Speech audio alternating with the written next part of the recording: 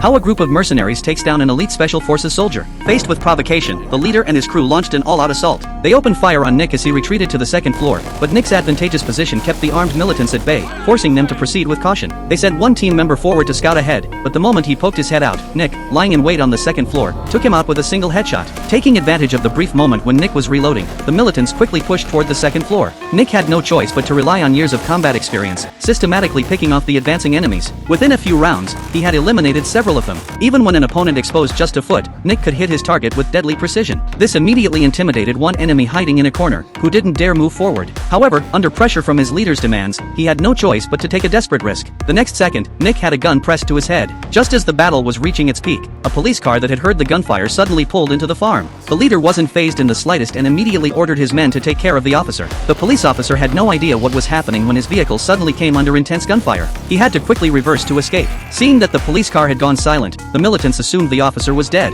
Meanwhile, inside the house, the leader who had been engaged in the standoff with Nick finally lost his patience and hurled a grenade toward the upper floor. Nick didn't panic at all when he saw this. Using his momentum, he jumped out the window and successfully reunited with his wife and daughter who had just escaped. Nick told his wife to quickly get to the garage and start the car while he went outside to rescue the police officer. Although Nick managed to take out several enemies from the side, the police officer unfortunately got hit. To make matters worse, Nick found himself in the crosshairs of the militants' weapons. If he dared to show himself, he'd be met with deadly bullets. At that critical moment, his wife suddenly drove the car over. Nick seized the opportunity to dive into the vehicle, hit the gas, and escape the enemy's encirclement with his family. But the leader had no intention of letting this go. Determined to avenge his fallen comrades, he jumped into a car and continued his pursuit of Nick's family.